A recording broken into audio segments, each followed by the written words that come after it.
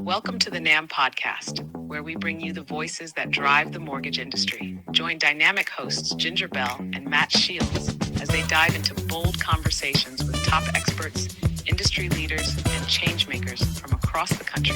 From insider insights to game-changing trends, this is your front row seat to what's happening right now in the world of home finance. Well, hi there. Welcome to another episode of the NAMB Podcast. And August is Broker Independence Month.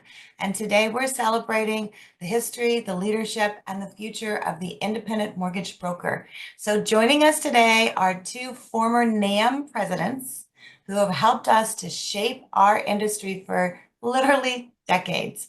And that is Joe Falk and A.W. Pickel III. So Matt, I know you're excited about hopping on. And so thank you both for being here. We're excited to get into our conversation today.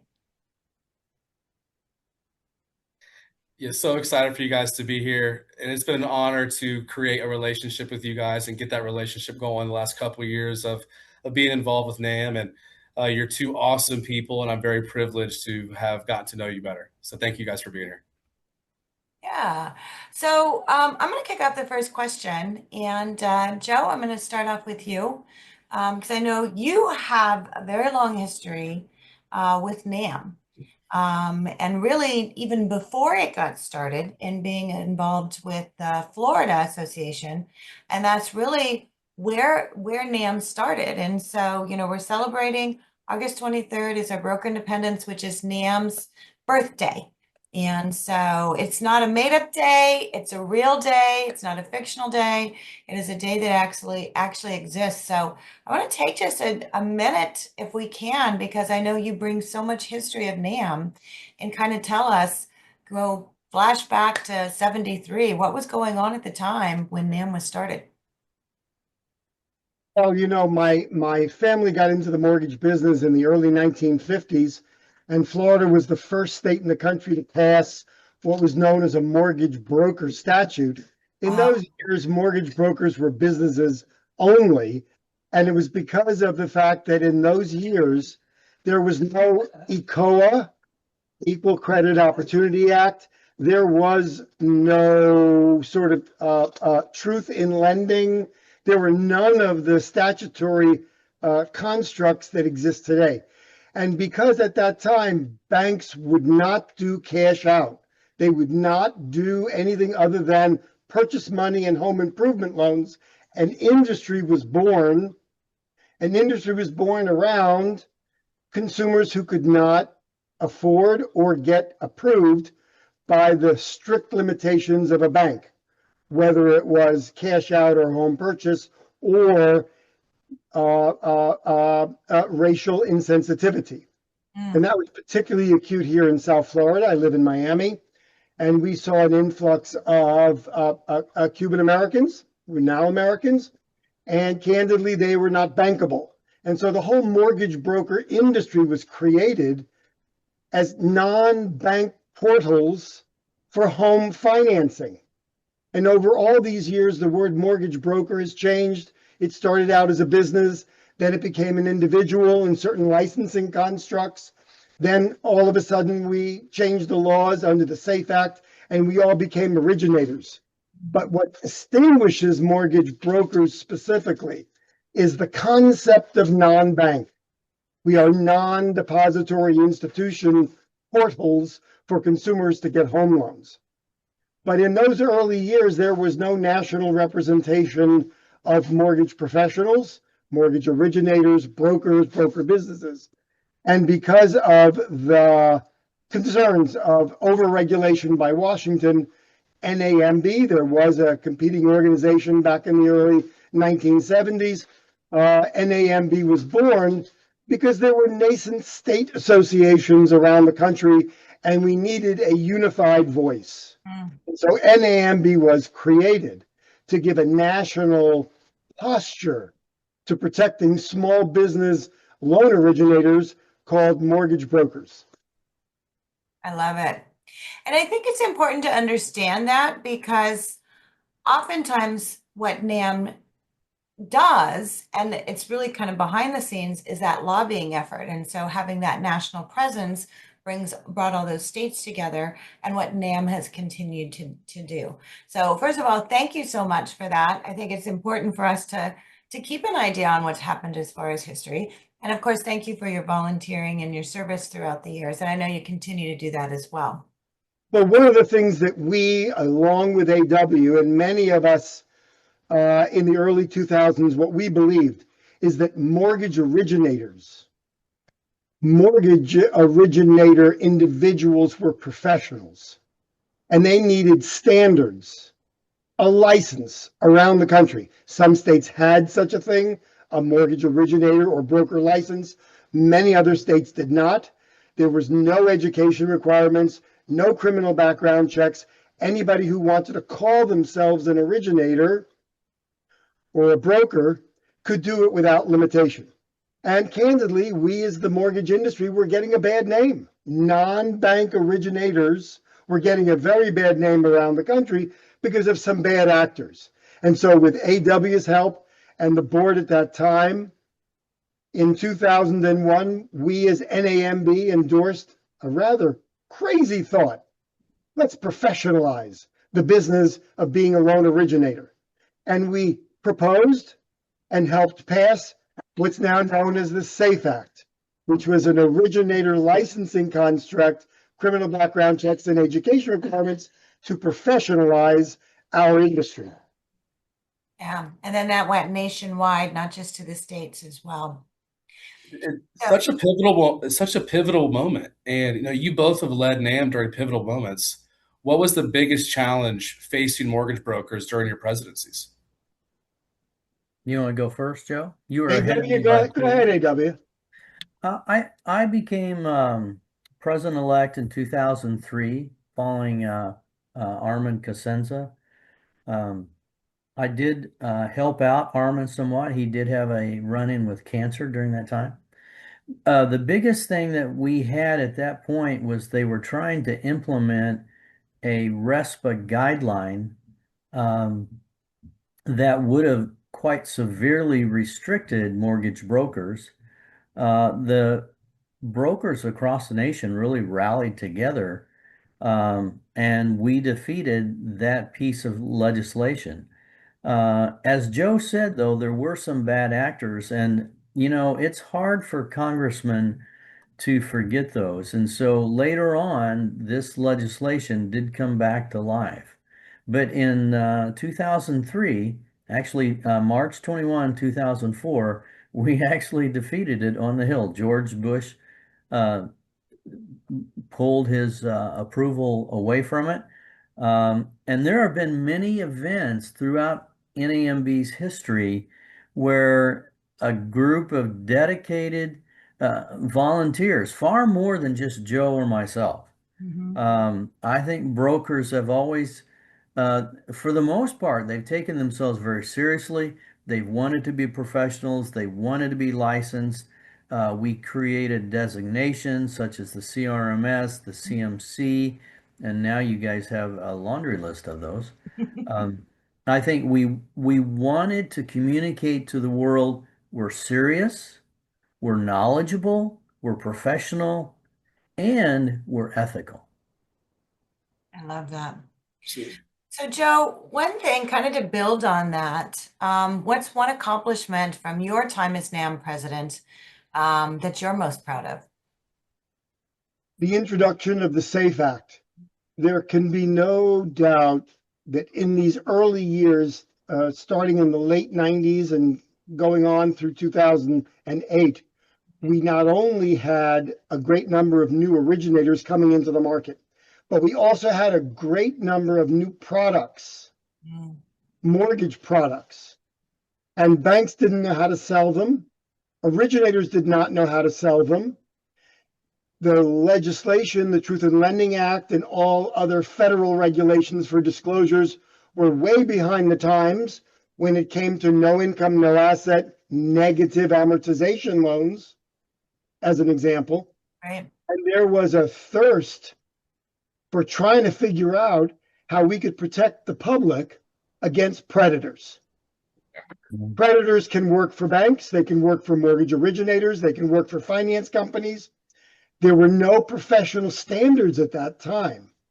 And so leading a consumer, how many times A.W. did we hear it? So in other words, you took a consumer who could not qualify for a 30-year fixed rate loan and you put them into a no income, no asset liar loan with a start rate, a teaser rate with a low down payment. No wonder they defaulted 2 years later. Yeah. If they couldn't afford the 30-year fixed, how are they going to afford a subprime neg-am option on with the multiple payment coupons? And so the number of products that came to market were so overwhelming with no training and no standards and no professionalism that candidly NAMB with many presidents worked on it. It was originally proposed in 2001 when I was president, but it was and then ultimately passed by Congress and signed by George W. Bush in 2008, sought to professionalize our industry by putting reasonable education standards and training. Yeah. And criminal background checks. If you have a convicted felon of financial fraud, how, I ask you, can you be considered a counselor or an advisor to a consumer on getting a mortgage loan?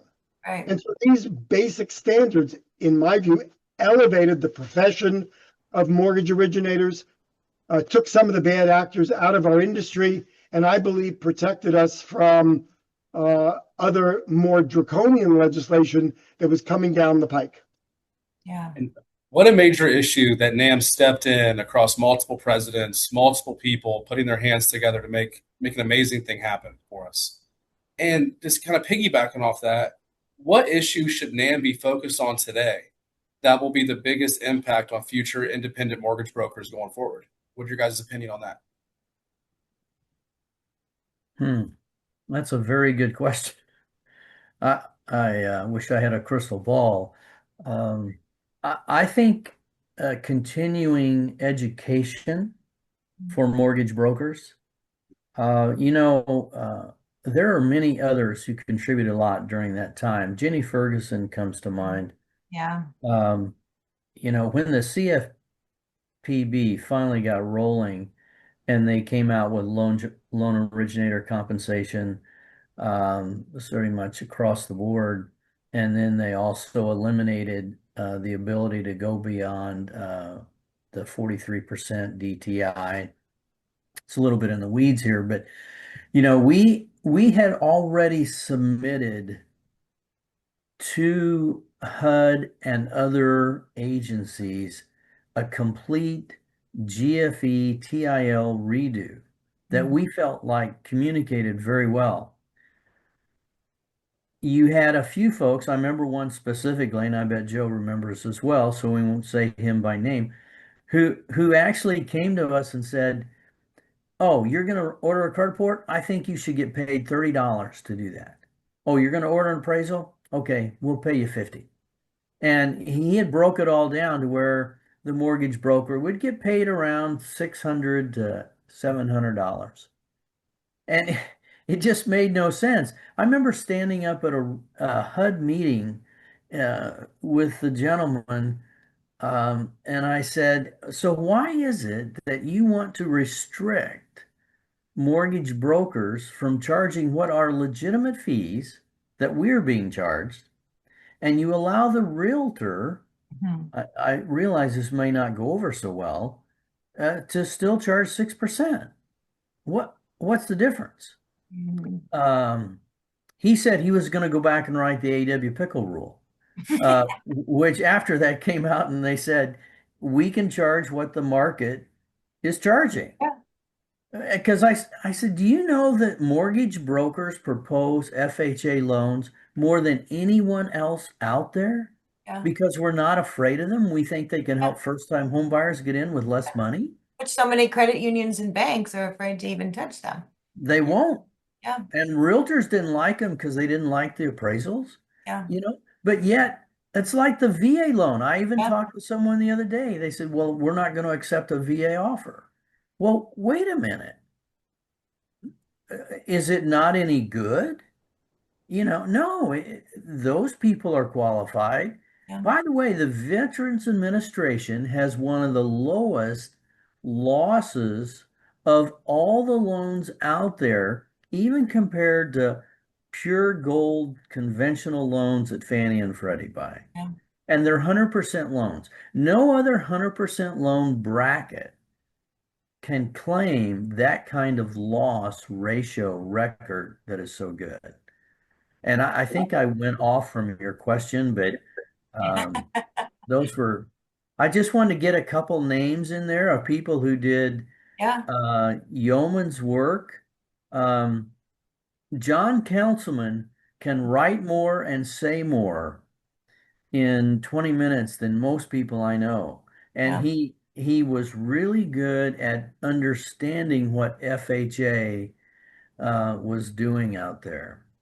So So let me give you a slightly different take on your question.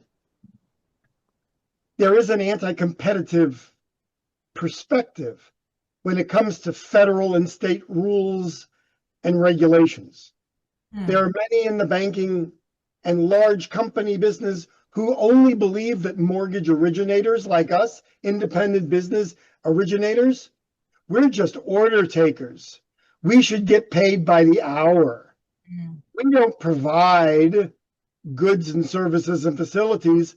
All we do is to take orders. And that ultimately means that we should be working for banks earning $400, $500, $600 a week instead of independent business people who ultimately can carve out a wonderful financial future for ourselves and our families in being small business people. And so do not ignore the construct that there are those who would like to view federal rules and regulations from a competitive specter, from a competitive perspective, who would love to put impediments in the way of small business so that large businesses can get all the loan originators, loan originations. And there's no question that that is part of this perspective. Why NAMB needs to exist, why representation in Washington is vital, so that when anti-competitive rules and regulations are proposed, the good people leading NAMB can fight and scratch and make sure not that we're advantaged, but that we are, as small business people, not disadvantaged. Yeah. a level playing field. That's why NAMB needs to keep a keen eye. It's not only government overreach, it's competitive overreach. And that's one of the things I think A.W. under your leadership and John Councilman and other presidents have done an excellent job in doing, standing up for small business against anti-competitive pressures. And despite going up against those pressures, we're seeing, more loan officers move into the broker channel today. And why do you guys think that is? And what opportunities are you seeing in the future for these brokers who are making that change over to the broker model? Well, I will tell you, I have said publicly, and I'll stand behind it, I think by 2030, mortgage brokers will control 50% of the market. And that's for one reason only. I think they are the low-cost provider. They can earn a very good living and yet provide very good service and a variety of products. Most banks have their choice products they like, which makes them the most money, not necessarily serves the customer the best. So brokers are always out there. I mean, just judging from the number of emails I get from wholesale lenders wanting me to use different products, I know there's a number of them out there. So I think you will continue to see that growth. As I said earlier, I think it's hard for mortgage banks, and I don't begrudge them. I was a mortgage bank for a long period of time, or I should say mortgage banker. But it's when you have a lot of overhead it is hard to pay for all that overhead, pay the originator, and make a profit. And I think for a mortgage broker, I can call up, and I just did 45 minutes ago, call up someone at the loan store, and I said, hey, I need a non-QM product, bank statement loan. That's probably an undeserved shout out. I can also tell you I've called out Plaza Mortgage and Rocket Mortgage, so let's just name them all. But and you can't do that in a big company. Yeah. He goes, hey, Debbie, I'll send it over right now. Let me see how I can get this done. And that's what I want to hear. My borrower needs to close. Yeah. And you have options, and you can, you just hand off a few. I do. That's the advantage of, being involved as a mortgage broker. So, Joe, I want to ask you one question because I know I'm gonna answer that. Piggyback on that. Okay. Slightly differently. Okay. I have heard that it's gloom and doom for the mortgage broker community for the last 35 years. Every year, I have heard that we are all going out of business. There's no reason to become an originator. Everything is terrible.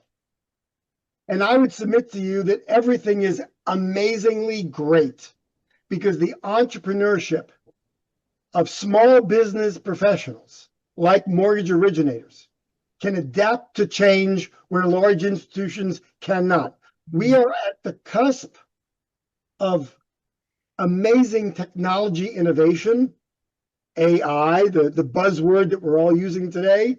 And I would submit to you that there's only one group in the mortgage origination industry that will embrace it, use it, profit from it, and those are going to be the mortgage originators, the mortgage brokers who will adopt and change and create wonderful opportunities. Large institutions just cannot act that quickly. So I see great things in the future, not terror. I love that. No doom and gloom, right? Okay, so A.W., I'm going to ask you this. What's one lesson every new mortgage broker, and I know you and Matt work with a lot of the young professionals that are coming in. So what's one lesson every new mortgage broker should learn early in their career? Next. I think, as a young mortgage broker, I used to cry real tears over every customer I lost. And like Joe, maybe I was one of those. This was 1992. Maybe I was one of those gloom and doom, but I quickly learned there's another customer around the corner. And all I really had to do was serve them well. And then they would bring me 9 or 10 more. I remember I did a loan for a customer in 1993. It was a $20,000 loan on a single family residence. Yes, we do have those in Kansas. And he was so appreciative. Maybe I shouldn't say this. He sent me $20 in the mail. That was a long time ago. That was a long time ago. And I was appreciative. Even then it would probably just be one meal at McDonald's, but he sent me more clients. He never needed to send me the $20. And so for the record, I can't remember if I sent it back or not, because that would probably be a violation. That's right. But, it's $20. So I think I can live with that one. But he sent me more clients, and that's what I would tell any broker starting out. Do the best you can. You're going to lose some. That happens. It's part of life, and just keep moving on. Perseverance. There you go. That's what, when I first started my company, and I'm sure Joe had some of these days, but I remember one time when I was on a Monday evening, I was looking at Friday payroll and wondering where that money was going to come from. And I thought, we're in trouble here, Pickel. And we've got to do something. And we did make it. We made payroll. I won't go into all the details, and we did it all legally. Yeah. But next. Keep going. Don't Awesome. quit.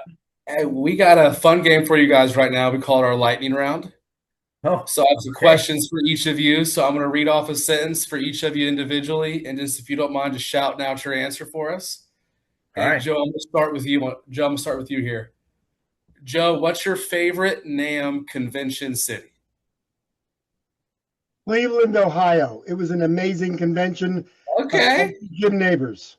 Okay. And I'm an Ohio boy. So whenever we get some Ohio love in the room, I love it. Okay. So we got the Cleveland convention. A.W., what's one quality every great A.W., what's one quality every great mortgage broker should have? Tenacity. I love that. Amen. Keep going. Perseverance. Keep going. All right, Joe, what's been your favorite part of being a mortgage broker? The people that I've met along the way. The mortgage broker community is really filled with wonderful, caring, honest individuals that are working in a great industry. And I'd say the people that I've met along the way, like A.W. That's awesome. And A.W., what's one hobby people might be surprised to learn that you enjoy? Reading. And that's something I read from us quite a bit. talking. See, you told me all the books you read, and that was a really cool thing to learn from you. Yeah. That was really cool. Really helps me stay focused. Amen. And last one, Joe, in one sentence, why are you proud to be a NAMB member? Because we honestly and with integrity represent an amazing group of small business folks that are really trying to do right by consumers. And that's why I'm proud to be an NAMB professional. I love it. I love it. I mean, that's fantastic. So closing question for both of you. When future NAMB leaders celebrate our Broker Independence Day 20 years from now, what do you hope that they'll say about the work our industry is doing today? And Joe, I'll start with you on that one. 20 years from now, they look back, just like we've kind of been reminiscing from the times when you, obviously, Joe, you've been involved for a long time, you have, so we're looking forward. What do you hope they say about the work we're doing today? We tried hard and we met the moment, that we did it with integrity and with honesty. Win or lose, we did it the right way. I love that. NAW? I would say that we, NAMB has set the foundation for growing an industry again and again. And what I mean by that is a lot of industries will pass on without ever raising up the people who will define that industry in the future. Yeah. And I think NAMB is taking very significant steps to bring in young people to become the foundation of this industry. In 20 years, I hope I'm here. And I intend to be, but I may not, and that's okay. You don't need me, but we do need, quite frankly, the Matt Shields. Yeah. We need others like him, like Rebecca, and I can't think of her last name, Hill, Rebecca Hill. We need these people because they get what the rest of our consuming society gets today. Thank you for saying that, A.W. That really means a lot. And I look at what you guys have done, and for me, it's an honor to be just that next person down the pipeline, help carrying the torch to the next generation. I really appreciate you saying that today. And A.W., Joe, thank you so much for your decades of leadership, your advocacy, your service to NAMB and the mortgage industry.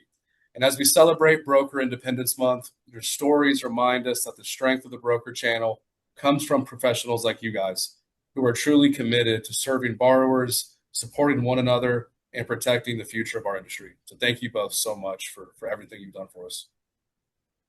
I love it. Well, thank you. And so that concludes another episode of the NAMB Podcast. Joe, A.W., thank you so much for joining us. And Matt, as always, thank you for being my co-host. I appreciate all that you do as well. Pleasure. Okay, so make sure and like, Yeah. follow, and subscribe. And you guys share this episode. There's so much value in this. So make sure and share this. And we'll see you on the next episode of the NAMB Podcast. Bye, guys.